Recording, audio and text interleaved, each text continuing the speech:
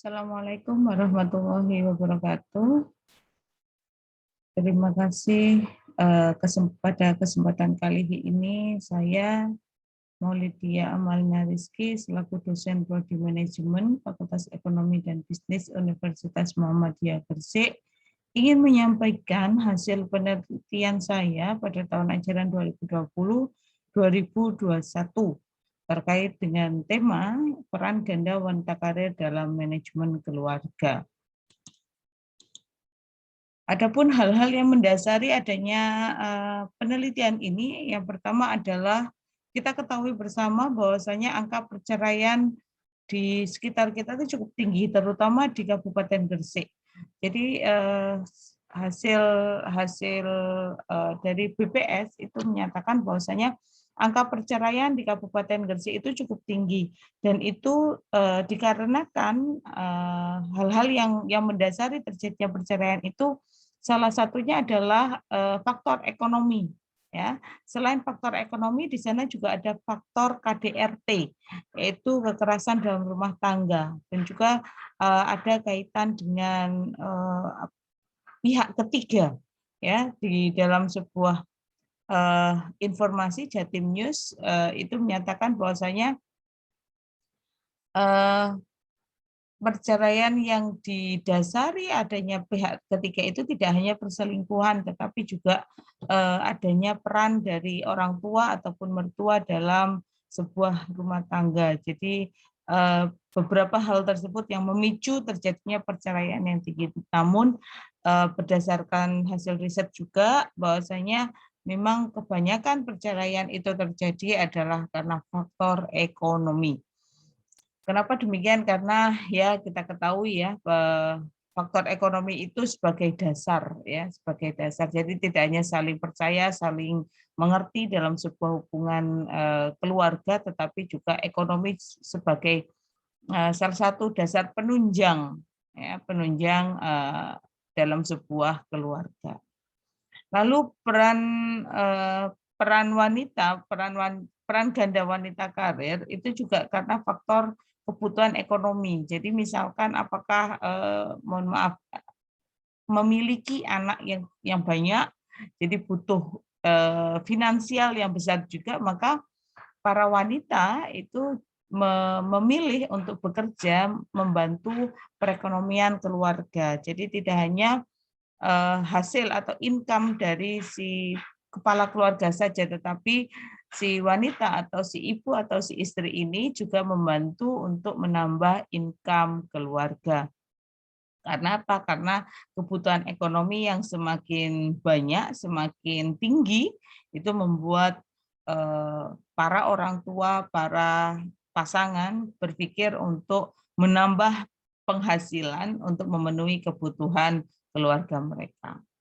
Lalu biasanya yang terjadi di dalam sebuah keluarga yang si pasangan atau perempuannya atau istri atau ibunya itu memiliki peran ganda, maka tidak kecil kemungkinan gitu ya, tidak kecil berarti besar kemungkinan terjadi yang namanya stres dalam keluarga.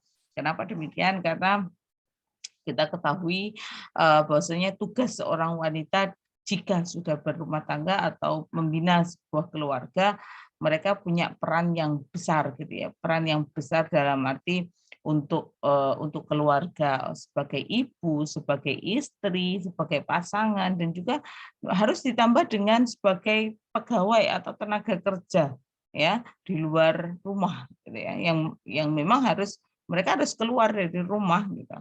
Bahkan tidak sedikit kita ketahui orang wanita-wanita yang di luar sana rela bekerja jauh ya, atau mungkin menjadi TKW gitu ya, untuk bisa menambah income, dan mereka harus rela meninggalkan keluarganya, meninggalkan suami, meninggalkan anak untuk bisa menambah income keluarga.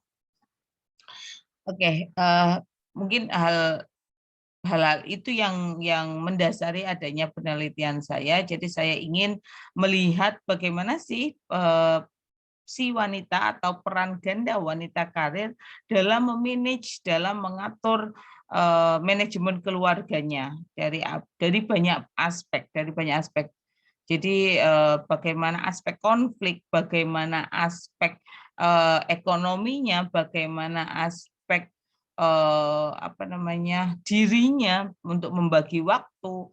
Nah, itu yang mungkin akan saya soroti di sini karena keluarga bagaikan sebuah organisasi yang memang harus ada manajemen di dalamnya agar organisasi itu atau keluarga itu bisa berjalan dengan baik dan juga seimbang. Ya, adapun metode yang saya gunakan dalam penelitian ini adalah saya menggunakan metode kualitatif ya.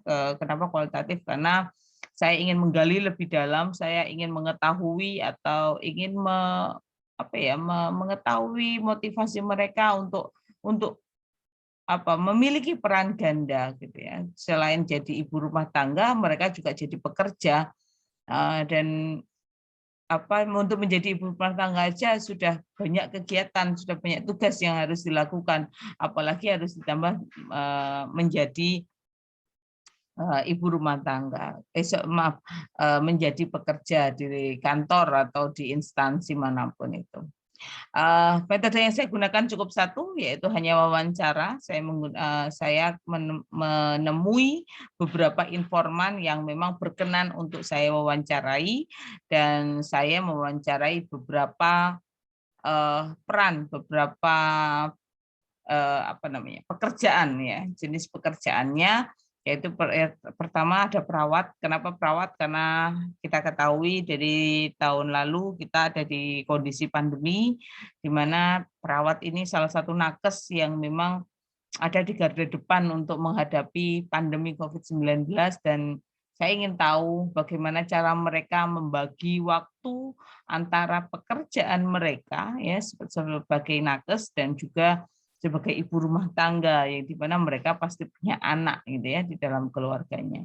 Lalu tenaga kependidikan yang ada di lingkungan kami, lalu ada tenaga pengajar. Tenaga pengajar ini bukan hanya dari perguruan tinggi, tapi juga ada dari sekolah dasar atau MI gitu ya.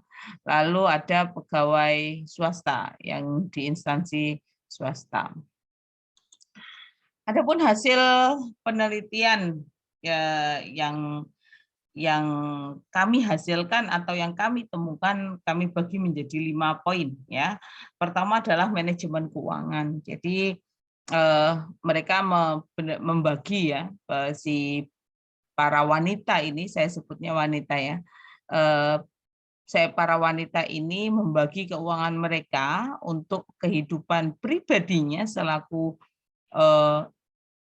wanita yang memang membutuhkan kebutuhan yang menurut saya bagi wanita primer, tapi mungkin bagi laki-laki itu merupakan sekunder, misalkan seperti make up dan lain sebagainya, sepatu, fashion dan lain sebagainya, itu juga harus terpenuhi. Maka mereka dari para informan ini memang membagi keuangan mereka antara kebutuhan pribadi mereka sebagai wanita dan juga sebagian mereka berikan kepada keluarga untuk bisa dipergunakan secara bersama-sama.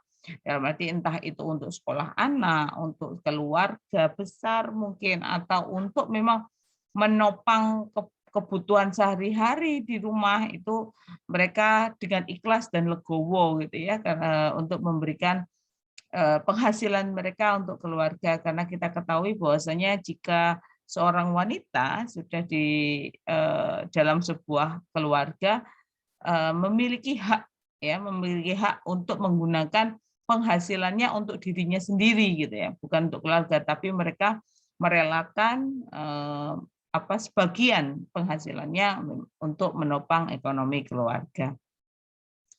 Lalu di sana ada manajemen konflik ya, manajemen konflik biasanya ini yang tidak bisa terelakkan dari sebuah keluarga yang di dalamnya wanitanya adalah bekerja sebagai pekerja. Kenapa? Karena yang tidak bisa kita pungkiri ya, kita memang bisa berbicara, kita harus bekerja secara profesional, kita harus berkeluarga juga secara profesional, tetapi kenyataannya tidak demikian gitu ya. Kenyataannya tidak demikian. Banyak para informal menyatakan mereka tidak sering bahkan membawa konflik keluarga ke dalam ranah pekerjaannya, bahkan sebaliknya.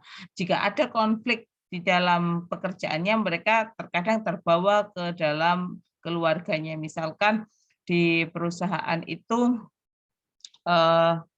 banyak pressure ya, banyak tekanan dari pimpinan, banyak tugas yang mengharuskan dia membawa atau menyelesaikan tugasnya di rumah gitu ya.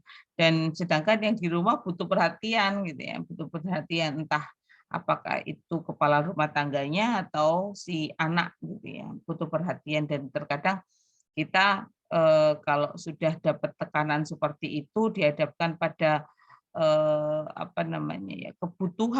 kebutuhan dari perhatian si anak kepada sang ibu, terkadang kita juga akan terbawa gitu ya, kita akan terbawa arus ya, kita akan terbawa rasanya gitu ke dalam sebuah keluarga. Jadi tidak sedikit mereka, para informan saya, menyampaikan konflik itu pasti ada, tapi bagaimana cara kita untuk memanage sebuah konflik.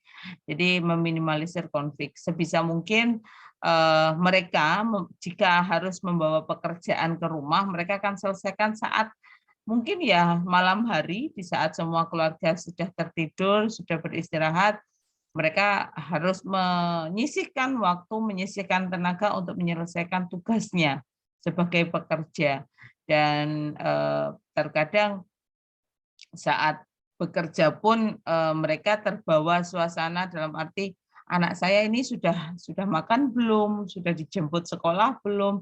Bahkan tidak sedikit ya para pekerja, para ibu-ibu yang bekerja itu mereka menyisihkan waktu atau meminta izin kepada pihak perusahaan untuk bisa jemput anaknya gitu ya, jemput anaknya di sekolah. Itu saat sebelum pandemi. Mungkin kalau sekarang saat pandemi mungkin lebih ringan, karena apa? Mereka tidak perlu yang namanya antar jemput ke sekolah gitu ya. Mungkin cukup ada yang dampingi di rumah untuk bisa menghandle sekolahnya.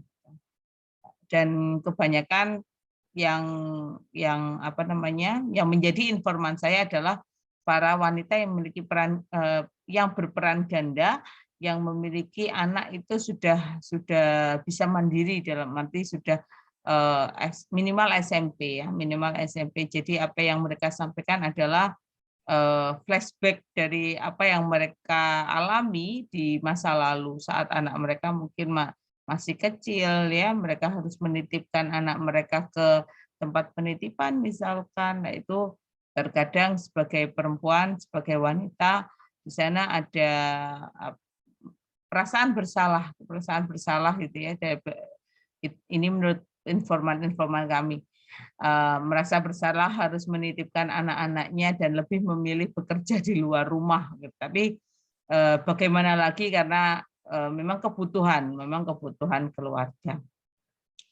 Lalu ada jika kita dihadapkan pada manajemen konflik, kita juga harus bisa manage diri kita ya, menghandle atau menahan emosi, menahan amarah kita, menahan hal-hal yang buruk yang mungkin terjadi. Itu kita butuh manage diri memang. Dan kebanyakan para informan menyampaikan ya kita harus sabar gitu ya. Dan kita harus sabar, Mbak, gimana lagi, karena memang sudah ada yang mengatakan ini sudah takdir gitu ya, ini sudah takdirnya, ini yang memang harus saya jalani gitu ya. Itu mereka memanage diri atau mengurangi tekanan konflik atau tekanan stres itu tadi dengan cara memahami, dikembalikan lagi bahwasanya ini yang memang harus mereka jalani sebagai sebuah takdir. Dan mereka harus memanage diri untuk mengontrol diri, tidak lagi emosi, tidak membawa unsur emosi dari tempat kerja ke rumah, dan tidak membawa unsur emosi yang ada di rumah dibawa ke tempat bekerja. Itu cara mereka untuk bisa memanage diri. Tapi itu juga tidak semua informan saya menyampaikan itu mudah gitu ya. Itu sebuah hal yang sulit ya, seperti yang saya sampaikan tadi bahwasanya pikirannya itu fisiknya ada di tempat kerja, tapi pikirannya ada di rumah. Itu terkadang yang sering terjadi dan mereka sulit untuk bisa memanage diri dengan baik. Tapi ya apa daya gitu ya, mereka harus melakukan itu. Lalu yang keempat adalah manajemen pendidikan, di mana seorang ibu, seorang wanita adalah tempat pendidikan utama bagi anak ya, tempat pendidikan utama bagi anak. Jadi saat mereka bekerja, memang mereka tidak bisa memantau anak-anak mereka dari aspek pendidikannya, tetapi mereka bisa bisa menyisihkan waktu setelah bekerja atau saat weekend untuk bisa memberikan pendidikan penuh kepada si anak ya, dan mereka mendampingi anak saat sekolah gitu ya, saat sekolah itu ya kebanyakan adalah malam hari dan tidak menutup kemungkinan Sabtu Minggu itu family time untuk memberikan pendidikan kepada anak gitu ya, family time-nya. Jadi bukan yang refreshing kemana, jalan kemana, tidak demikian, tapi lebih pada pendidikan yang ada di dalam sebuah keluarga gitu. Lalu yang kelima ya, ini yang biasanya sering dikorbankan oleh seorang wanita yang punya peran ganda, yaitu waktu ya. Terkadang orang yang memiliki peran ganda itu waktunya itu terbagi banyak tersita untuk pekerjaan dan juga keluarga, bahkan untuk me time ya bahasanya, untuk waktu untuk dirinya sendiri itu kecil gitu atau bahkan tidak ada gitu ya. Jadi saat saat apalagi kalau mereka punya anak kecil gitu ya, itu memang benar-benar menyita waktu dan juga menyita tenaga gitu. Dan mereka rela bangun lebih awal ya. Kebanyakan informan saya yang selaku yang punya peran ganda itu bangun lebih pagi gitu ya, dari mungkin para ibu-ibu rumah tangga semestinya gitu ya. Mereka harus bangun jam 3, setengah 3 untuk bisa mempersiapkan apa yang perlu dipersiapkan untuk keluarganya gitu. Jadi mereka start lebih awal ya untuk bisa menyelesaikan tugas di rumah. Lalu setelah itu mereka bisa meninggalkan rumah dengan tenang gitu. Dalam arti bekerja dengan tenang. Oh, saya sudah menyiapkan sekolah anak, saya sudah menyiapkan makanan untuk keluarga, saya sudah bersih-bersih rumah dan lain sebagainya. Itu kebanyakan informan saya menyampaikan hal demikian, dan memang mereka sebenarnya ingin punya me time, ingin punya waktu tersendiri untuk dirinya, tetapi ya mereka sadari bahwasanya kewajiban mereka sebagai ibu rumah tangga itu lebih penting daripada me time itu tadi. Jadi kalau ada waktu luang, memang mereka lebih memilih untuk membenahi apa-apa yang harus terbenahi di rumah gitu ya. Harus mungkin cuci baju dan lain sebagainya, itu lebih ke arah ke sana daripada harus me time, duduk manis gitu ya, atau mungkin nonton drakor gitu ya yang sekarang terjadi di sekitar kita. Tetapi yang uniknya adalah dari beberapa informan ini tidak sedikit yang mensyukuri ya, tidak sedikit yang mensyukuri adanya pandemi ini gitu. Kenapa demikian? Saat mereka dihadapkan pada pandemi, maka ada beberapa tugas yang mereka bisa lakukan secara WFH atau work from home. Jadi pekerjaan itu bisa dilakukan di rumah sambil ngawasi anak, sambil mendampingi anak dalam sekolah gitu ya, karena para anak-anak itu juga sekolahnya melalui online, jadi mereka bisa mendampingi dan tidak sedikit yang bersyukur adanya pandemi. Jadi mereka bisa stay di rumah, bisa bekerja dari rumah untuk untuk bisa lebih banyak waktu pada keluarga. Tapi itu bagi wanita yang memiliki peran ganda dan yang punya pekerjaan secara ofisial ya, yang punya pekerjaan secara ofisial. Tetapi bagi wanita yang tidak ofisial, dalam arti mohon maaf tanda kutip buruh ya, buruh itu tidak ada WFH gitu ya, tidak ada masa WFH. Mereka ya tetap bekerja dengan selayaknya atau sewajarnya, shift 1, shift 2, shift 3 itu harus mereka lakukan gitu. Dan